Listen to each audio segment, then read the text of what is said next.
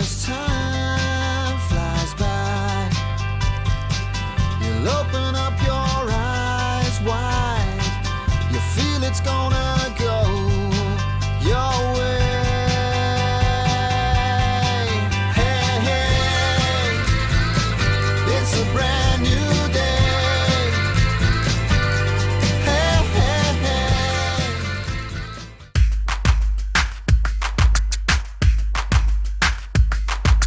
We are at we are at we are at I've come to San Pedro, to this amazing iconic building that I've driven past so many times and never had occasion to come in, but today I do. Jeremy Ferguson of the Spectrum IFA group has just taken an office here, and I've come to catch up with him because right now, with the crisis and everything going on, it's very important that people really do watch out for their pennies or their pesetas, their euros, to make sure they can be covered for the future and their investments are sound. Join me, let's go and see Jeremy.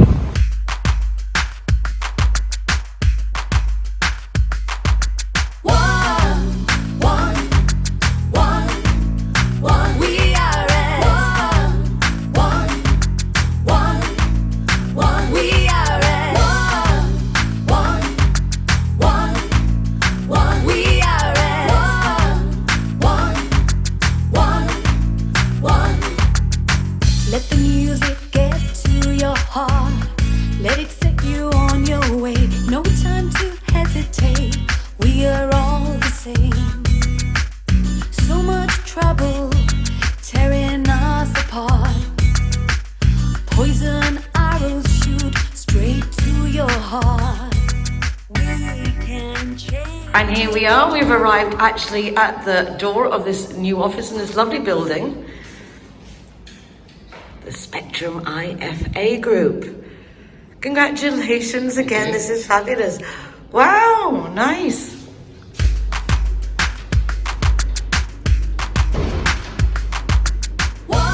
It's beautiful, really big.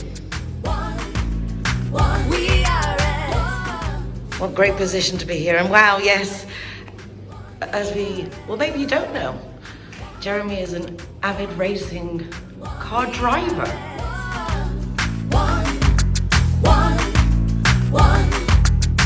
Let the music get to your heart. Let it set you on your way. No time to hesitate. We are all the same. So much trouble. Jeremy, how lovely to be in your office. Once again, congratulations. Very nice. What brought your attention to this little spot to set up your Spectrum IFA offices? Element of selfishness. I live relatively near to here, so I looked in the general area. We found that most of our new clients are between Estepona and Malaga. So I wanted something, because my previous office was in Sola Grande, had been for many years. So moving was, typically I did it during lockdown, didn't I? So that was quite a bit of fun. But trying to find somewhere was also difficult with the right things. So the parking, the easy access, knowing where it is. So this one came up and it was new and fresh, which was nice. I've been wanting to come in here for years, and you're right, it is new and fresh. I thought, oh my God, where am I going to park? But right in the front door, absolutely perfect. Just to remind our viewers, and maybe those who've not met you before, what does Spectrum IFA Group do? What should we do and what we end up doing are two different things, but really I look after people's financial life when they get here in Spain. So we specialise in looking after people that have become resident in Spain, so people that are doing things properly. And once they're here, they'll come to me and say, well, I've come from the UK and I've got these savings and I've got this pension and I've got some other money. And we just sit and we work out what it is they want to do with it and make sure it's in the right place. I describe everything they have as a honeypot typically, and we need to make it as tax efficient as we can and make sure that they're not spending too much or sometimes too little. So there's an element of looking after all of the things that are financial for the clients. with that, when I said we do all sorts of other things as well, people come and say, look, we've just arrived, can you help us with getting our TIE card? Can you advise on taxes, etc.? So I've got a world of, I call them associates, of people that I work with who can assist me in giving clients the right advice. People that I've known for a long time, that I know are good, reasonably priced, etc. So, and I'll hold the client's hand through all of that, because it can be quite daunting for people. So typically all of these meetings to go and see someone about their TIE or tax, I'll go with them. So Daunting and dangerous. We were just talking before we started the interview that it's very hard to differentiate between such an immense offer, whether it's real estate, legal advice, historias. There's so many out there, it's hard to know which really are in your best interest. Yeah,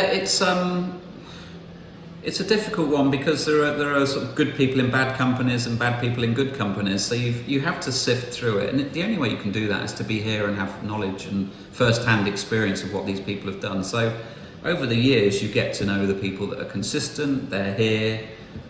They've got the client's best interests at heart as well. And I think from a cost perspective, no one minds paying for something if it's good. So, saying that cheap isn't good here, but also expensive isn't good. So let's look at that as well as a consideration. But the main thing is knowing people are here and solid. And you can only do that by, like yourself, knowing them for years and years and knowing they are consistently good at what they do. And they know their stuff as well. It's very nice that to enhance the business that you've created your business lunch club, which has been very, very successful. Quite different atmosphere to other business lunches that I've been to personally. Very nice, very personal, everyone gets on very well, and a good opportunity, Jeremy, to really get to know people. Yeah, I mean, the business lunch, if anyone's been to one, they see my spiel when I stand up. But it was a colleague of mine, we've been involved in it for years. I went to my first business lunch in Barcelona nearly 20 years ago. So we started doing them nearly 2 years ago now. We've always used Los Narangos as a host for the event. They've been fantastic. It's a lovely room, great facilities. And we've built a really sort of nice base of people that are consistently coming to each business lunch. And they've started to become friends as well as, network, which is what the whole thing is all about. So we really had made great headway into what we were looking to achieve with regards to our long-term aims with the business lunch. And we did a business drinks one evening that was very well received as well in Marbella. And then the lockdown occurred, so all of our plans have been shelved, as many other people have with businesses, etc. So it's difficult at the moment, but we know that people are constantly coming to us saying, when is the next one? We won't be doing one, I don't think, this year, if I'm honest, until things have really settled and we know where we are. But going forward, we've got lots of plans to start doing things more virtually with people, more newsletters going out, etc. And trying to keep the little family feeling that we've got going, so when we do get back to normality, or as close as we can in the new world, they call it, we'll be able to start the meetings again in the format that we all loved and enjoyed, because they became very social as well. It's nice because when you're working, it's nice to enjoy your work, which is something obviously you do, and you get great satisfaction, I see, from helping people out. During COVID, many elderly people needed to go into care homes. A lot of people looking to see if they're sick, if their policies actually cover their illnesses. Too many people find when they get older that their actual insurance policies don't cover their long-term illnesses. What should people look for, Jeremy, when they're looking for a policy? What are the main things that you've learned from your experience that they should be most aware of? I think the thing that I've learned here is typically when people look into insuring for these sorts of things, it's too late. They've come here, they've enjoyed retirement, and then things start to go downhill. At that point, they're uninsurable very often from that point of view. So it's really down to managing the finances as to paying for that long-term care out of their assets. So even when I meet people that have, say, come here and retired early-ish in their 60s, when we look at the long-term situations, we actually look at, how much money have you got, and do you realise that your latter years could be your most expensive? needing maybe someone coming to the home to help them if something's happened, or ultimately ending up in a care home. So it's a question of talking about the unthinkable a lot of the time and actually trying to plan around it, and saving that money for a rainy day. A lot of people have expressed to me concerns that if they do put money into a policy, what happens if the company goes bankrupt with everything upside down nowadays? Yeah. I think people want to just go back to stuffing the money under the bed. Well, I mean, an option is always to keep the money in the bank. Banks are safe, to a degree. I mean, everything is possible in the modern world, but it's being sensible. Don't have all your money with one bank, for example. And then, if you do look at any investments, just make sure that the homework that's done on the company is there. And that's where I come in. Really, that's my job, is to make sure that we sit with a client and say, there's 10 companies out there, we only deal with 2 because we've sifted the best ones from that position. So that removes an element. There's never anything in the world that's completely risk-free, particularly as we know. We just don't know what, but you can be as certain can be with regards, your homework and making sure those companies have been around a long time, looking at their balance sheets and just making sure the boring side of it is they are very secure. So that's really what we do. Yeah, and always very important to get good advice from people who do it well. Alright guys, so I'm the designated driver tonight, so I'm going to choose the ZeroHero place. So all of my soft drinks are for free. And if you want to go somewhere else, just check out the Facebook, Instagram or the ZeroHero.es website for any of the bars, discotheques or restaurants on there. I'm happy to go anywhere you want to go, as long as it's ZeroHero. Judy likes to consider herself a clever young woman, which is why she thought very carefully before choosing her insurance company. Now that she needs it, she's jolly glad she chose Linear Director, as it looks as if she might have something better to do. Why don't you be clever, like Judy? Call Linear Director on 952 14 78 34 and see which policy is best for you. Hi guys, Ross here from Hogan Stand. Proud to be a member of the ZeroHero campaign. And we recommend everybody. Nobody drives drinking. Everybody who drives a car doesn't have any alcohol in their system, and we're proud to sponsor the ZeroHero program.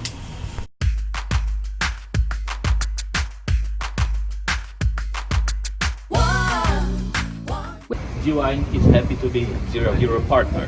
When I'm the designated driver, I think it's only fair that I get to choose a ZeroHero venue that rewards me with free soft drinks. My friends all get to choose and booze, and they feel safe going home with me. Make sure that you get your reward for being the designated driver. Why pay if you don't have to? Hello guys, welcome to Harbour. All the designated drivers are welcome here to the Harbour, and we are very proud to be a ZeroHero partner. We here at the Boardwalk are partners of ZeroHero, helping to keep our community's roads safe. If you're out with friends and drinking, please come along and collect your free drinks as part of the ZeroHero package.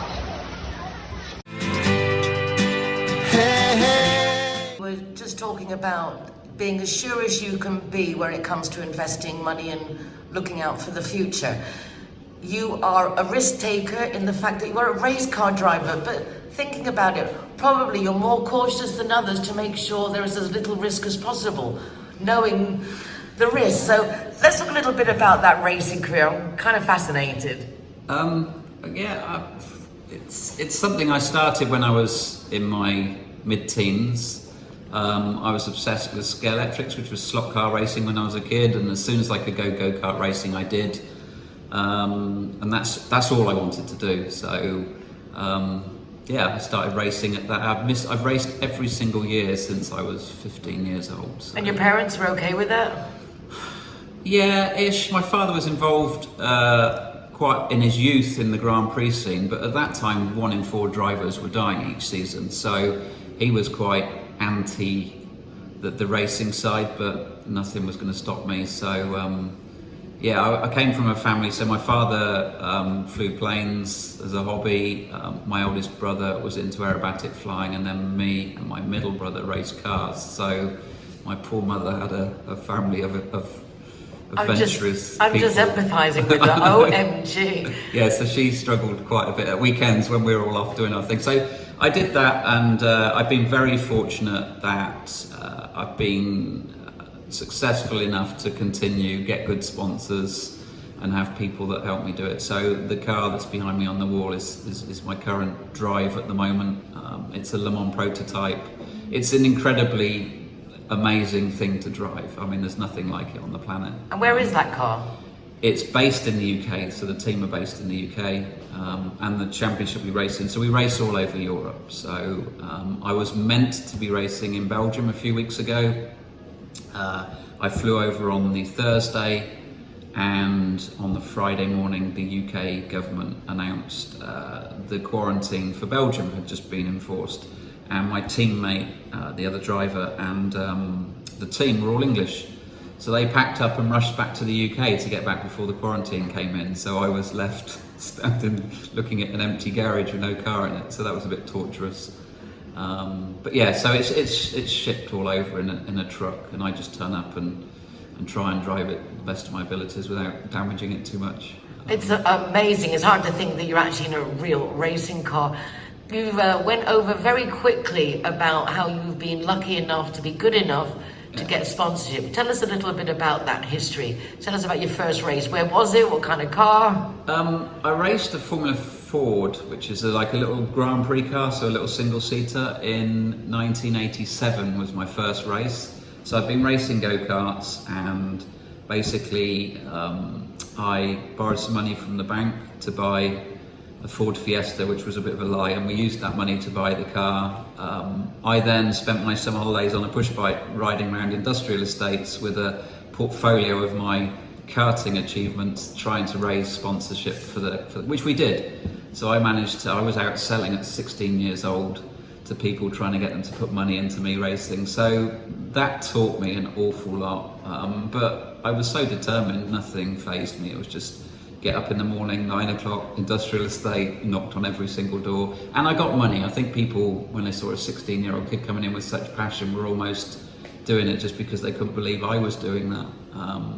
So I started then and just progressed from then on, really. I realised quite early on that the chances of making it were quite slim. I mean, it's, you know, in football you've got thousands of teams around the world with hundreds of players, and in motor racing, Formula One's 20 people, that's the peak. It's a moneyed sport, so it was difficult. So I just concentrated on work, on my career, and then motor racing became my weekend passion, really. But luckily I've had some good loyal sponsors, people that make cars, all sorts of different people that have been with me for many years, and I'm still up the front, I'm still quick, so I don't know when I'll retire. I've always said I'll stop when I'm not any good at it, so we'll see. Do you ever like run up to a Ascari and just have a run around the track? Not so recently, because these cars I wouldn't want to drive at Ascari. It would be too dangerous, I think, to run one of these at Ascari, would be my view.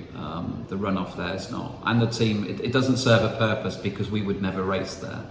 But over the years I've done thousands of laps of that place, either taking people around and instructing them, or just going up there in different cars, and it's an amazing facility, it really is. I haven't been up there, but just from what it looks like, it's superb. Yeah, it's Claire Svart, who's the owner, I've known and raced against for many years, so I'm going back to 2004, I think, when I was racing, and he invited me up there to have a look at the facility, and I've been back and forth pretty much every year. We have different teams come over and test there, so I get involved in it. So I've done more laps than I could say, but it's a great place. It's just it's so convenient for me. I didn't, for it to be on the doorstep, and I know many people in Marbella and the region have been up there and sampled the delights of. It's a great circuit. It's lovely. Yeah, we really are blessed in Marbella. We even have a racing track. I know. And a racing driver protecting our interests when it comes to looking for where to invest for the future, pensions, and now even looking out to help you with your TIEs. Please note, everyone, if you already have a residency, you don't need to change it for the new one. Don't drive everyone crazy with more work, please. So, Jeremy, final message for our viewers for today. Well, final message, just head down, backside up, working hard, I think is the solution to being here and being successful. And let's look out for each other, as we do with the business lunch and everything you get involved in as well. Exactly. Hashtag better together.